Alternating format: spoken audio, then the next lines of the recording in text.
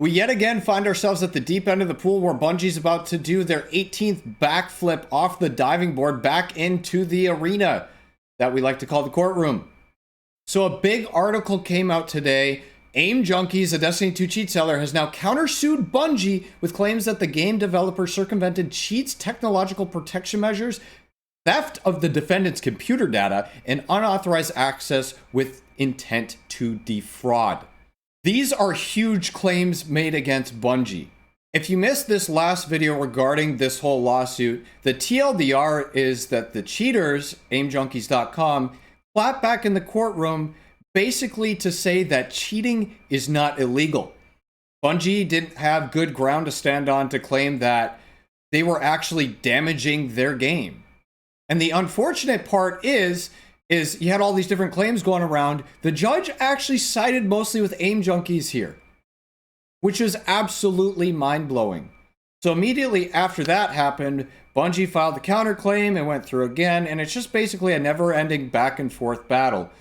But this time, it has gone through that Aim Junkies has countersued Bungie at this point. I spent about 90 minutes on stream trying to set the speedrun world record to become the best lawyer on this whole thing. I went through basically everything in the 20-some page document to try to understand what was going on here. It was very confusing because a lot of it was a drawback to the previous lawsuit. So one of the main things that Aim Junkies is arguing here is that somebody at Bungie who is either an agent or an alias used by an employee by the name of Martin Zaniu bought the cheats for Destiny 2 off the Aim Junkies website so that they could reverse engineer it so that the anti-cheat would pick it up and block people from being able to use Aim Junkies cheats in the game. It said specifically in the lawsuit here, upon information and belief, Bungie Incorporated decompiled, reverse engineered, and otherwise inspected the internal workings of the cheat software product obtained from the Aim Junkies website by Martin Zaniu on or about January 3rd, 2020, in breach of Phoenix Digital Terms of Service to which Bungie Incorporated had agreed. So when you go and buy these cheats, there's a whole user agreement that you have to sign in which Aim Junkies tries to weasel their way out of being in any way responsible for these cheats being damaging or the way that people use it in whatever game they're cheating in. This case, obviously, in Destiny 2. It says that you agree that the use of this software is explicitly intended for offline use or single-player use and not intended for live game, PvP, or tournaments. Any use beyond that is forbidden, and Aim Junkies is not legally liable. I really don't know how that would hold up in court for a variety of reasons, the biggest of which is arguing that you can only play Destiny 2 online. And the biggest thing that Bungie would need to prove here is that these cheats that were being distributed were mainly for the PvP environment. Personally, when the whole cheating meta was going on, I only experienced one time where I saw somebody full auto shooting, flying around the map in PvE. Every other instance was in a PvP environment. That's just my personal experience. It also says in their user agreement, you shall not modify, hack, decompile, disassemble, reverse engineer, derive source code, or create derivative works of our software in part or in whole. You shall not transmit our software or display the software's object code on any computer screen or make any hard copy memory dumps of the software's object code. Any explicit or intentional misuse of our services or our software may result in legal action being investigated. The other thing that was really mind-blowing to me is that Aim Junkies is arguing that Bungie purchasing and making it so that cheats don't work in their game is them taking derivative works of the cheat to prevent it, even though the cheats are technically kind of a derivative work of Bungie's game itself. How can you cheat in the game without having the code from the game to it doesn't make any sense to me. Listen, dude, I'm not a rocket scientist, but I genuinely don't understand how any of the points made in this legal shit would hold up in court. Sad part is it gets even worse. One of the three people that was allegedly an owner/operator of Phoenix Digital Group, aimjunkies.com, goes by the name Mr. May. It says Mr. May has maintained, used, and operated at his home a personal computer on which personal, private, and confidential information is stored and maintained in one or more files contained on his personal computer's hard drive. He protects these files with one or more passwords only known to him. Blah, blah, blah. You guys know how passwords work. There's firewalls to prevent anybody else from getting into his personal files. In November of 2019, Mr. May accepted the terms and conditions of the Limited Software License Agreement, otherwise known as LSLA, then utilized by counterclaim defendant Bungie to receive access to the Destiny 2 game offered by Bungie Incorporated.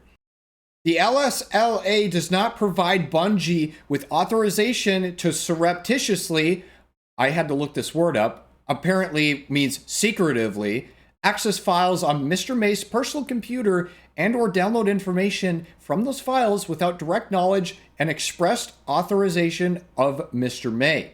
And then allegedly, on several occasions between October 2nd, 2019 and May 25th, 2021, Bungie Incorporated, without the knowledge and authorization of Mr. May, accessed and obtained information from personal files contained on his personal computer.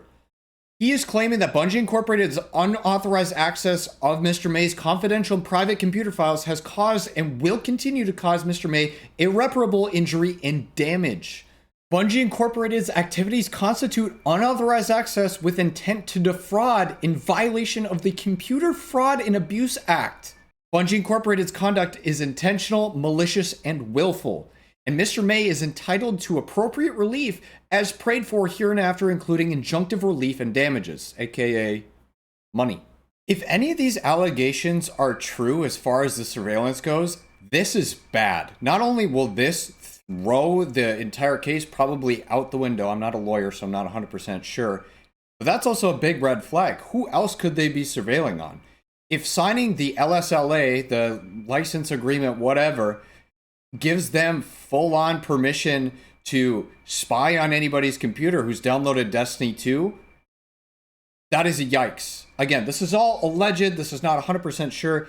I don't feel like Bungie would do something like that. So that's why I'm really confused. Like, I've never heard anything like this before. And this claim, I feel like, is just coming out of left field. This is super weird.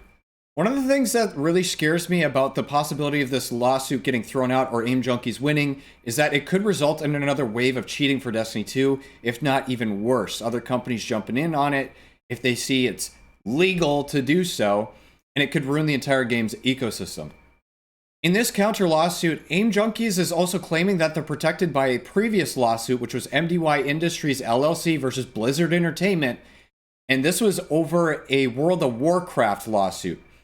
MDY Industries had developed a software that allowed players to kind of autoplay through the first however many levels of World of Warcraft so you wouldn't have to play the boring early stuff. The thing is with this lawsuit is that nobody really won. What ended up happening at the very end is it says each side shall bear its own costs. So they kind of had claims going at each other and there wasn't really a clear winner. They each had points to each of the cases that they were making, and then they each had to pay their own damages. So it was basically just a waste of time. As far as I know, this software that MDY Industries had produced for World of Warcraft does not exist anymore. I feel like this lawsuit going back and forth makes it even spicier each time with the claims that are going back and forth. Bungie has won in the past versus cheaters. You saw the lawsuit video where the dude got sued for $7.6 million. There's just one guy ruined his life. It was awful. Even if Bungie loses this lawsuit, theoretically, they got the Sony money now, so will it really do anything? Who knows? I'm really curious to see what's good about those surveillance allegations, though.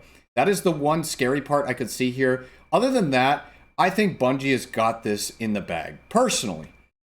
Because all the claims that they had made throughout the rest of this document were just basically useless garbage saying how Aim Junkies and Mr. May were so damaged and injured by Bungie reverse engineering their cheats so that they couldn't be used in Destiny 2. Oh no!